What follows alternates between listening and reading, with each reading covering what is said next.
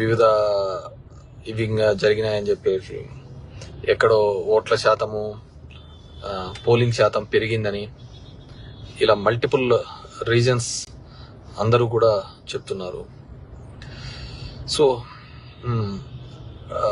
డెఫినెట్గా ఎందుకంటే దీని మీద ప్రత్యేకంగా వచ్చే డౌట్స్ ఎందుకు వస్తాయంటే ప్రశాంత్ కిషోర్ అనే వ్యక్తి చెప్పడం జరిగింది 15 సీట్ల కంటే ఎక్కువ రావు, జగన్ రెడ్డి ఎంబ్రాస్ అవుతాడని చెప్పేసి.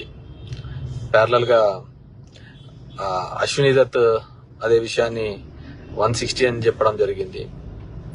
కేకే సర్వే రిపోర్టు 161 అని చెప్పడం జరిగింది. అచ్చెం నాయుడు 160 అని చెప్పడం జరిగింది. ఆల్ దీస్ సినారియోస్ బాగా కానీ మీరు అబ్జర్వ్ చేస్తే ఎంతో మంది సెఫాలజిస్టులు, నాట్ ఓన్లీ ఆరామ్ మస్తాన్, చాలా మంది చేసిన సెఫాలజిస్టులు ప్రజలు ఎక్కడే గానీ బయటపడలేరు. మరి వీళ్ళకి ఏ సర్వే రిపోర్ట్స్లలో ఆ విధంగా బయటపడిందో ఎవరికి తెలియదు అనమాట. మరి ఎక్కడ వాళ్లకు ఆ విధంగా బయటపడి 160 వస్తుందని నెంబర్ చెప్పడము, పవన్ కళ్యాణ్ 21కి 21 హిట్ చేయడం, the majorities, if you look in to the majorities చూస్తే అసలు వాళ్ళు కూడా అన్ని ఎక్స్పెక్ట్ చేసింటారో లేదో ఆ విధంగా మెజారిటీస్ రావడం జరిగింది. If you look in to the చాలా చోట్ల వాళ్ళు కూడా ఎక్స్పెక్ట్ చేయలే ఆ విధంగా వస్తుందని. అండ్ ఒకవేళ ప్రజల్లో అంత వ్యతిరేకత ఉన్నా, ఆ విధమైన భావజాలంతో ఉంటా కానీ అది మిగతా సెఫాలజిస్టులు చేసినప్పుడు కానీ దీనిలోనూ బయటపడేవాళ్ళు. సో ఎలక్షన్ల తర్వాత కూడా ఏ పార్టీకి వాళ్ళు మాకు పడిందని ఊహలతోనే ఉన్నారు కానీ వ్యతిరేకమైన ఓట్ అని చెప్పేసి ఈ విధమైన, ఎందుకంటే there are 70 to 80 constituencies which is stronghold for YCP. అలాంటి దానిలలో కూడా మెజారిటీస్ తగ్గే కార్యక్రమం కూడా చేయడం జరిగింది. సో కొంతమంది సుప్రీంకోర్టు డెసిషన్ ప్రకారము ఈవీఎంస్ చెక్ చేయొచ్చు కదా అనే దాని మీద కూడా, సరే ఈవీఎం టెస్ట్ చేస్తాము, ఒక ఈవీఎంని చెక్ చేయడానికి 5% ఆఫ్ ఈవీఎంస్ చెక్ చేయొచ్చు అని ఉంది. ఒక ఈవీఎం టెస్ట్ చేయాలంటే 47,000 కట్టి కలెక్టర్కి ఇవ్వాలి, కలెక్టర్ చేయాలి. కానీ ఆ ఈవీఎంలు చెక్ చేసేవారికి వచ్చేవాడు ఎవరు? కంపెనీ రిప్రజెంటేటివే కదా. మరి కంపెనీ రిప్రజెంటేటివ్ వచ్చి అది సరిగ్గా లేదని ఎలా చెప్పగలుగుతాడు? బాగుందనే చెప్తాడు. అండ్ టెక్నికల్గా మనం క్వాలిఫై కాదు, మనం క్వాలిఫై కాదు. అది అతను చెప్పినది కరెక్టా తప్ప అని ఇది చేసేది. ఇప్పుడు ఒక బండి ఉంది, మెకానిక్ చూపిస్తాము, అతను వచ్చి ఇది చెప్తాడు. సో అది కరెక్టో తప్ప ఇంకో మెకానిక్ చూపిస్తే వాడు చెప్తాడు. వెరాజ్ ఈవీఎంస్ కి సంబంధించి టెక్నికల్ గా వాళ్ళ మనిషి వచ్చి చెప్తాడు కాబట్టి లేదు అంతా బాగుంది అంటాడు. మనం ఏం చేసేకైతుంది? సో సెలెక్టెడ్ ప్లేసెస్ గా ట్యాంపరింగ్ కానీ లేకుంటే మ్యానిపులేషన్స్ జరిగిందనేది ప్రతి ఒక్కరూ కూడా బిలీవ్ చేస్తున్నారు. ఈరోజు ఆంధ్రప్రదేశ్ రాష్ట్రంలో చెప్తున్నారు. ఇప్పుడు జగన్మోహన్ రెడ్డి ఉన్నారు, ఆయన చెప్తున్నాడు నేను ఇంత మంచి చేశాను. ఇది ఒకవేళ కన్నా ఆ మంచే ఆ విధంగా చెడు అయింది, లేకుంటే ఇంకో విధంగా వెళ్ళారు అంటే చంద్రబాబు చెప్పిన స్కీమ్స్ ఇంకోటి వల్ల వెళ్ళారు అంటే ఇట్స్ బిగ్ అగైన్ పెద్దది. ఇప్పుడు అసలు ముక్కు మోహం తెలియని వాళ్ళు, కొత్త వాళ్ళు కూడా వచ్చి ఆడ ఇది చేయడం అంటే ఇంకేముంటుంది? దేర్ ఇస్ నో రీజన్ కదా. క్యాండిడేట్ సెలెక్షన్ అనేది ఉండడం, క్యాండిడేట్ల కోసం మంచి క్యాండిడేట్లు చెడు క్యాండిడేట్లు అని చూడడం కూడా అనవసరం కదా. ఎవడైనా గెలిచిపోతారు అనుకుంటే దానికి ఏముంటుంది చెప్పండి. ఇప్పుడు చాలా మంది అంటారు ధర్మవరంలో ఇదే, డెఫినెట్ గా చాలా మంది నాకు సపోర్ట్ గా కూడా నాకు కూడా చాలా అనుమానాలు, డౌట్స్ కూడా ఉన్నాయి. ఎందుకు చెప్తున్నానంటే నిరంతరము నేను పబ్లిక్ లో నేను ఉంటాను, మా వైఫ్ తిరుగుతూ ఉంటుంది, నేను ఎక్కడైనా ఎవరికి కష్టం వచ్చినా ఆమె సహాయం చేస్తూ ఉంటుంది, వెళ్తూ ఉంటుంది. ఒక్కో ఇంట్లో 10-15 నిమిషాలు కూర్చొని మాట్లాడుతూ ఉంటుంది. మా బ్రదర్ వెళ్తూ ఉంటాడు. ఆల్మోస్ట్ 5 yearsగా మీ ముగ్గురము ఎక్కడో ఒక చోట తిరుగుతూనే ఉంటాం, ఏదో ఇంటికి వెళ్తూ ఉంటాం, ఉంటాము, ఇది చేస్తుంటాం. అలా ఇది చేసినాక కూడా ఇది కాలేదు అంటే సో దెర్ ఈజ్ సంథింగ్, ఎక్కడో ఒక మనకు తెలియని ఒక మిస్ అవుతున్నారు. ఒకవేళ అది మ్యానిపులేషనే కాదు అనుకుంటే నా గెస్ అయితే ఖచ్చితంగా 20-30 వేల ఓట్లు ఖచ్చితంగా జరిగిన కార్యక్రమమే జరిగింది ప్రతి చోట కూడా. That's make sure of the కార్యక్రమమే జరిగింది ప్రతి చోట కూడా. That's make sure of that. And అదేవిధంగా కొంతమంది 90,000 ఇది ఆ మధ్యలో జరిగినది ఇవన్నీ కూడా, వీటన్నిటినీ కూడా కన్సిడర్ తీసుకుంటే మాత్రం ఖచ్చితంగా ఏదో జరిగిందని. ఇంకా లేదు జగన్మోహన్ రెడ్డిని లేకుంటే అభ్యర్థుల్ని కూడా ప్రజలే తిరస్కరించినారు అనుకుంటే దానికి ఇంకెవరు చేసేయట్లేదు. ఎందుకంటే చంద్రబాబు మంచి మద్యం ఇస్తానన్నాడు, ఆ మద్యం మీకు క్వాలిటీ మద్యం ఇస్తానన్నాడు, మంచి ధరకి ఇస్తానన్నాడు. జగన్మోహన్ రెడ్డి మంచి విద్య అందిస్తానన్నాడు, మంచి వైద్యం అందిస్తానన్నాడు. సో ఇక్కడ విద్యా వైద్యం ముఖ్యమా అని అనుకుంటే అది మందు ముఖ్యమా అనుకుంటే మందు దిక్కే అడుగులు వేసినట్టు అనుకోవచ్చు అనమాట. ఎవరో పెడుతున్నారు పాపం, మా 150 వచ్చింది కదా, మరి అప్పుడు డౌట్ రాలేదా అని. ఖచ్చితంగా ఆ రోజు వ్యతిరేకత అనేది పబ్లిక్ గా రిప్రజెంట్ అవుతుంది, కనపడుతుంది. వ్యతిరేకత అనేది బాగా కనపడుతుంది అందరికి, విజిబిలిటీగా కూడా. సో జగన్మోహన్ రెడ్డి గారు అప్పుడు చెప్పిన ప్రతి సెఫాలజిస్ట్ కూడా ఎక్సెప్ట్ ఏబిఎన్ TV5 తప్ప ప్రతి ఒక్కరూ కూడా 135+ వస్తుందనే చెప్పినారు. ఇప్పుడులా కాదు, ఇప్పుడు చెప్పినది ఓన్లీ 3, కానీ 160 ఫిగర్ని డైరెక్ట్గా ఎలా మ్యాచ్ చేసి చెప్తున్నారు అనేది ఇట్స్ బిగ్ క్వశ్చన్ అనమాట. What ever maybe. అండ్ అందరికీ కూడా విన్నమించుకునేది ఏంటంటే నన్ను కలవడానికి కానీ దీనికి కానీ దయచేసి రావద్దండి. Because I'm very much upset with the way results అంటారు. అంత చేసిన తర్వాత సరే, ఎవడు పని చేయనోడికి అయితే ఏదో వచ్చిన 2 నెలలు మనకు వేయలేదు ఓటు అనుకుంటే ఒక రకం, కానీ బ్లడ్ అండ్ స్వెట్ అంతా పెట్టిన తర్వాత కూడా ఎన్నో ఇది చేసిన తర్వాత కూడా నాకు నిజంగా ఫెల్ట్ వెరీ అప్సెట్. సో నన్ను కలవడానికి కూడా దయచేసి నేను I want to come back, నేను దాని నుంచి బయటకు రావడానికి కూడా నాకు టైం పడుతుంది. నన్ను కలవడానికి కూడా దయచేసి కొన్ని రోజులు ఎవరు రావద్దండి. ఎందుకంటే ఎవరు కష్టపడలేదని నేను చెప్పటం లేదు, కార్యకర్తలు అందరూ కూడా బాగా కష్టపడినారు, చేసినారు. బట్ నేను అనుకున్నంత రిజల్ట్స్ రానప్పుడు డెఫినెట్గా నన్ను చాలా సెట్ బ్యాక్ చేసింది, వెనకడుగు వేయాల్సి వచ్చింది. కాబట్టి దయచేసి నన్ను కలవడానికి కానీ దీనికి కానీ కొన్ని రోజులు నన్ను let me live my own.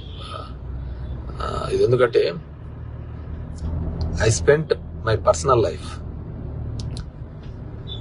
నా వ్యక్తిగత జీవితం అంతా చేశాను. మా వైఫ్, నా ఫ్యామిలీ లైఫ్తో కూడా నేను స్పెండ్ చేయడం జరిగింది.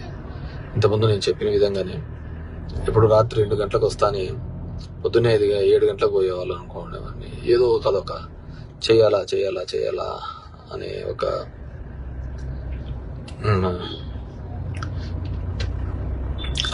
ఒక భావన ఉండేది అనమాట.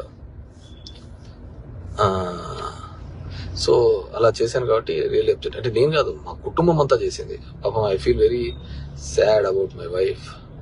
ఆమె ఎప్పుడైతే తిరిగి పెడతా ఉండేది. మా తమ్ముడు అలాగే డోర్ టు డోర్ వెళ్ళేవాడు. అసలు ఎక్కడైనా ఎవరికైనా ఇబ్బంది ఉందంటే ఎంతో ఫీల్ అయిపోయి డబ్బులు ఇచ్చేది.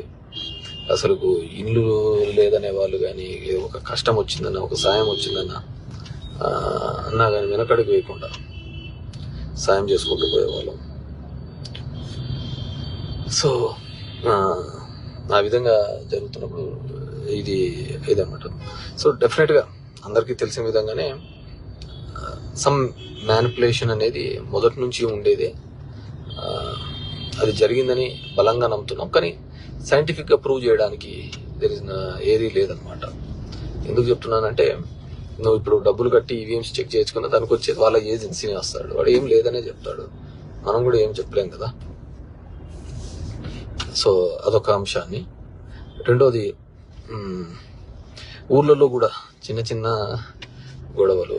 మా వాళ్ళందరూ అంటారు, అన్న మనం ఏమి అప్పుడు వచ్చినప్పుడు చేయలేదున్నా, ఈ న్యాయాలు చూస్తే ఇప్పుడు చూడున్నా ఇట్లా చేస్తున్నారు, ఇది అంటారు. సరే, మన ఆలోచన విధానము వాళ్ళకుండల్లా, వాళ్ళ ఆలోచన విధానము ఆ విధంగా లేకపోవడం వాళ్ళ దృష్టి. నేను ఎక్కడో ఈరోజు నేను విన్నా, ఎవడో ఒక +2 పిల్లోడు ఎప్పుడో క్రికెట్ ఆడుతున్నప్పుడు ఏదో 6లు కొట్టాడంటే, వాడు వాళ్ళ ఇంటి మీదకి పోయి ఈరోజు రారా ఇప్పుడు వచ్చి 6లు కొడుతురా అంటారా అన్నారంట. వాడు వైసీపీ లీడర్ పిల్లోడు ఎప్పుడు క్రికెట్ ఆడుతున్నప్పుడు కొట్టాడంట. వాళ్ళ ఇంటి దగ్గరికి పోయి మళ్ళీ ఇప్పుడు రారా ఇప్పుడు వచ్చి 6 కొడతాను భయాందోళన చేసే పద్ధతి. అంటే సచ్ చీప్ ట్రిక్స్. అంటే ప్రతిదీ ఎక్కడికి పోతా అంటే అది మీరు చేసేది అన్నీ కూడా ఇది పోతుంటారు కదా. సో ఈ 5 yearsగా ఎక్కడే కానీ ఒక క్రైమ్ కానీ ఒక ఇది కానీ జరగకుండా మనం అందరికీ తోడుగా ఉండాలా, హెల్ప్గా ఉండాలనే ఒక ఆలోచనతో చేయడం జరిగింది. సరే ఉంటారు కొంతమంది ఆ విధమైన క్యారెక్టర్స్తో ఉండే వాళ్ళు ఉంటారు. So be bold and be strong. మన సమస్యను మనమే పరిష్కరించుకోవాలి. మన కోసం ఓ దేవుడు వస్తాడో లేకుంటే ఇంకోటి వస్తాడో అనేది ఎక్కడ ఉండదు అనమాట. సో మన సమస్యను మనమే పరిష్కరించుకోవాలనుకున్నప్పుడు మీరందరూ కూడా ఎవరికి వాళ్ళు కూడా గట్టిగా ఉండి అందరూ కూడా కలిసికట్టుగా పనిచేసే విధంగా అందరూ కూడా ప్రయత్నం చేయాలని చెప్పేసి కోరుకుంటాను. నిజంగా జరుగుతున్న పరిణామాలు ఇవన్నీ కూడా కొంతమంది నిన్న చూసాం, దాడిశెట్టి రాజా మాట్లాడుతూ సీఎంఓలో మాట్లాడుతూ చెప్పాడు, డెఫినెట్గా దెర్ ఈస్ ఎ గ్యాప్. ఖచ్చితంగా ముఖ్యమంత్రి కార్యాలయానికి దీనికైతే ఒక గ్యాప్ వచ్చింది. ప్రతిదీ ముఖ్యమంత్రి గారికి చెప్పడం, ఆయనకి చెప్పడము, దాని రిజాల్వ్ కాకపోవడము, ఎమ్మెల్యేలు మంత్రులు కూడా చాలా సందర్భాల్లో వెయిట్ చేస్తున్న సందర్భం నేను చూశాను. బయట వెయిట్ చేస్తున్న సందర్భం లోపల ఎవడో కూర్చొని మాట్లాడుతూ అంటాడు, చెప్పుకోలేడు, గొడవలేడు, గట్టిగా ఇది చేసుకుంటా ఏమంటే ముఖ్యమంత్రి గారికి ఆయనకి చెప్పినాడు, ఆయన చేయండి పని అని చెప్తుంటాడు. నౌ దే ఆర్ ఆల్ ఇది అనమాట. కానీ నష్టపోయినది మాత్రం ఎవరున్నారంటే నాయకత్వం. ఖచ్చితంగా ఐ స్ట్రాంగ్లీ బిలీవ్ వాళ్ళైతే ఒక గ్యాప్ని అయితే సీఎంఓ ఆఫీస్ అయితే ఖచ్చితంగా ఒక గ్యాప్ని అయితే క్రియేట్ చేసినారు. అది ప్రజాప్రతినిధులకును సీఎం గారికి ఒక గ్యాప్ని అయితే క్రియేట్ చేయగలిగినారు. డైరెక్ట్గా వీళ్ళు కూడా సమస్యను చెప్పుకోలేని పరిస్థితులలో వీళ్ళు కూడా ఉన్నారు. ఆ సమస్య రిజాల్వ్ అవుతుంది. ఇప్పుడు నేనున్నాను మా ధర్మవరంలో ల్యాండ్ ఎక్విజిషన్ కోసం, ఫ్లైఓవర్ ల్యాండ్ ఎక్విజిషన్ కోసం ఒక 100 సార్లు తిరిగి ఉంటాను. జస్ట్ ఆ డబ్బులు అయిపోతుంది అని చెప్పేసి. ఒక బీటీ రోడ్డు కోసము, గుంతలు పన్న రోడ్డు కోసం అయితే ఒక 40 సార్లు ఫైనాన్స్ సెక్రటరీ దగ్గరికి, రావత్తు వాళ్ళ దగ్గరికి అయితే ఇట్ రియల్లీ లైక్ ఆ ఫైల్ నెంబర్లు వాళ్ళకి పెట్టడము, వాళ్ళు పర్సూ చేయడం. నా ఇంటికి వచ్చేదే జనాలకు సంబంధించినది ఫ్లైఓవర్స్ గవర్నమెంట్ ఆఫ్ ఇండియా నుంచి శాంక్షన్ తెచ్చినాక ల్యాండ్ ఎక్విజిషన్కి వెళ్ళినా కానీ ఎంటబడి పెడతా అంటే ఏదో వాళ్ళకు ఇది పడతానట్టు పోతా ఉంటుంది. హోప్ సో ఇప్పుడు డెఫినెట్గా అయితే వాళ్ళు ఒక ముఖ్యమంత్రికిను ఎమ్మెల్యేలకు ఒక గ్యాప్ని అయితే క్రియేట్ చేస్తుంది. దానివల్ల ఓడిపోయినాము గెలిచినామని చెప్పడం లేదు, కానీ రిలేషన్ అయితే చెడగొట్టగలిగినారు వాళ్ళైతే సీఎంలు. వాళ్ళకి ఏముంటుంది చెప్పు పొలిటికల్గా దీనికి సంబంధించి. సో నేను నిన్న రాజా చెప్పిన దాన్ని ఖచ్చితంగా ఏకీభవిస్తా. సో నేను అంత కఠినంగాను ఇది చెప్పలేను, కానీ చాలా సందర్భాల్లోనూ కూడా నేను మాట్లాడినాను. నేను అందుకే దాని దగ్గర పోవడం కూడా తగ్గించినాను. నేను చెప్తున్నాను, ఒక ఫ్లైఓవర్ది గవర్నమెంట్ ఆఫ్ ఇండియా శాంక్షన్ చేయగా 1 year, it took 1 year for them to give land acquisition amount. అంతా కలిసిన 15 కోట్లు 20 కోట్లు ఉండదు. దాన్ని ఇవ్వడానికి కూడా అంత టైం తీసుకొని చేసే కార్యక్రమం చేయడం జరిగింది అనమాట. సో అలా చాలా సందర్భాల్లోనూ కూడా చాలా ఈరోజు వాటిని అనుకోని కూడా ఇది ఇబ్బంది ఏం లేదు, కానీ అండ్ మేనిఫెస్టో దానికి సంబంధించి కూడా చాలా ఎక్స్పెక్టేషన్స్ పెట్టుకున్నారు మన వాళ్ళు. ఆ మేనిఫెస్టోను రీచ్ కూడా దాని చెప్తాడు, రుణమాఫీ చెప్తాడు, ఇంకోటి చెప్తాడు. సేమ్ ప్లెయిన్గా నేను ఏదైతే చెప్పగలుగుతానో చేయగలుగుతానో అది మాత్రం చెప్తాను. అంటే హానెస్టీ ఇక్కడ నిజాయితీగా చేద్దాము అనేది. సో మామూలుగా అయితే 3,500 పెన్షన్ పెంచుతూ పోతానని అంటే ఒక మాట అయిపోయేది, కానీ 2028లో పెంచుతాను, 2029లో పెంచుతాను అని అదేదో డేట్స్ కూడా పెట్టి చెప్పడం జరిగింది. అవతల చూస్తే చంద్రబాబు 4,000 ఇస్తాను, 50 ఏళ్ళకే 4,000 ఇస్తాను, ఈ నెల నుంచి చేస్తాను అని చెప్పాలి కల్లా, సరే నువ్వు ఏ సంక్షేమం అయితే నువ్వు ఇద్దామనుకున్నావో అదే సంక్షేమం ఇప్పటి నుంచే ఇస్తామంటున్నారు కదా అని ఒక వీక్నెస్ కూడా ఉంటుంది, ఒక బలహీనత. ఆ బలహీనత మీద కూడా ఇదే గన నిజమే ఏంటే గన వాట్స్ ఎవర్. సో మా ధర్మవరం నియోజకవర్గ కార్యకర్తలకు, లీడర్స్కి కూడా బీ స్ట్రాంగ్ అన్న బోల్డ్. నాకు కొంతమంది ఫోన్ చేసి నా టపాకులు కాలుస్తున్నా, మోటార్ సైకిళ్ళతో తిరుగుతున్నాను. డెఫినెట్గా నువ్వు చేయలేదు అంటే నీకు ఆ క్యారెక్టర్ ఉంది, వాళ్ళకు క్యారెక్టర్ లేదు. మరి ఏం చేసేటట్టు వాళ్ళలో పథకాలన్నీ తీసుకున్న వాళ్ళే ఉన్నారు అన్నట్టు ఉండొచ్చు. దానికి ఏముంటుంది చెప్పు. నేను ఒక కేసులో చూసిన నిన్న, ఒక ఊర్లో వాడు చొక్కా ఇప్పి తిరిగినాడు, ఒక దాని మీద వాళ్ళ లీడర్ ఇంటి ముందరని ఒక వీడియో తీసి పెట్టినాడు. ఎవడైతే కంటే అతనికి ఏదో పాపం ఇబ్బందుల్లో ఉంటే 65,000 రూపాయలు సవేరులో హాస్పిటల్లో కట్టి అతనికి ట్రీట్మెంట్ చేసినాడంట. వాళ్ళ ఇంటి ముందరికి వచ్చి ఎగలాడుతున్నాడు. సో దీంట్లో నిజాయితీ ఉంటుంది, నీతి ఉంటుంది అనేది అందరికీ ఉంటుంది అనేది తప్పు. కొంతమందికి ఉండొచ్చు, కొంతమందికి ఉండకపోవచ్చు. నీ విధంగా ఆలోచించేవాడు ఇంకోటి ఉండొచ్చు కదా. Everyone has their own working style. So ఏదేమైనప్పటికీ కూడా మా క్యాడర్ని, మా లీడర్షిప్ని అందరినీ కోరుకునేది, టఫ్ సిచ్యువేషన్లో we have to be bold, స్ట్రాంగ్గా ఉండి దాన్ని ఎదుర్కోవడానికి, డెమోక్రటిక్ వేలో ఎదుర్కోవడానికి ఉండాలి తప్ప ఎవరో వస్తారు, ఎవరో చేస్తారు అనేది. ఎందుకంటే this 5 years is toughest time and challenging time to prove our self. Tough time and challenging time to prove our self. ఎవరు దీంట్లో ఇది కాదు. 23 seatsలో ఉన్నప్పుడు అతను బౌన్స్ బ్యాక్ అయినాడు. 2 seats నుంచి 151 seatsలకు మనం బౌన్స్ బ్యాక్ అయినాం. సో పొలిటికల్ సిస్టంలో ఏదైనా కానీ జరుగుతుండొచ్చు. But I need break for some time. That means దీని నుంచి, ఈ అన్ఎక్స్పెక్టెడ్ దాని నుంచి కూడా, ఎందుకంటే ఎంత కష్టపడినామో మాకు తెలుసు, ఒక ఫ్యామిలీగా తెలుసు, మా నాయకులకు తెలుసు వాళ్ళు ఎలా కష్టపడినారు, ఏం చేశారు అని చెప్పేసి. సో దయచేసి నన్ను మీట్ కావడానికి రావద్దండి అని చెప్పేసి కోరుకుంటున్నాను. Because I don't want that sympathies. నన్ను చూసి జాలి పడ్డం కానీ, బాధపడ్డం కానీ నాకు నచ్చదు. సో నాకు నచ్చదు. మీరు బాధపడి, మిమ్మల్ని చూసి నేను బాధపడి, I want to come out of that. దాని నుంచి నేను ఎంత త్వరగా బయటకు వస్తే నేను అంత త్వరగా మళ్ళీ రెగ్యులర్ వర్కింగ్ స్టైల్లోకి వెళ్ళడానికి వీలుంటుంది. అది రాకూడదంటే నాకు సానుభూతులు వద్దంటే నన్ను దయచేసి కొన్నాళ్ళు ఒంటరిగా వదిలేస్తే I come out of that. అందుకే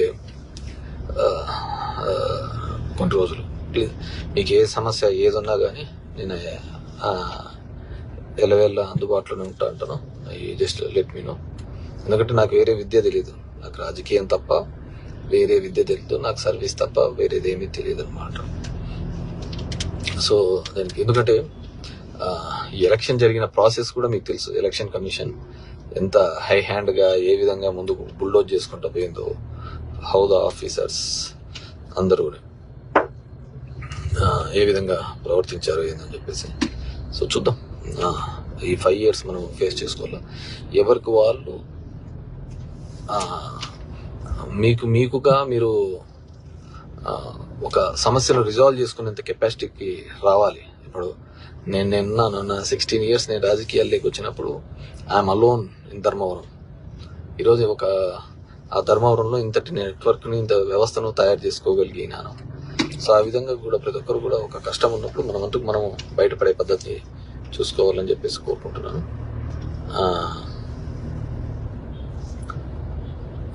సో ఎవరో చెప్తున్నారు, శ్యామ్ యాజ్ ఎ పొలిటీషియన్ కార్యకర్తలకు నా అంత అండగా ఉండేవాళ్ళు లేరు, వాళ్ళకి ఏ కష్టం వచ్చినా కానీ డెఫినెట్గా ఐఎమ్ ద ఫస్ట్ పర్సన్. కానీ కొన్ని రోజులు నాకు I need to time to come out. నేను మనిషినే కాబట్టి ఎమోషన్స్ ప్రతి ఒక్కరికి ఉంటా. అంటే దాని నుంచి రావాలంటే I need some time from that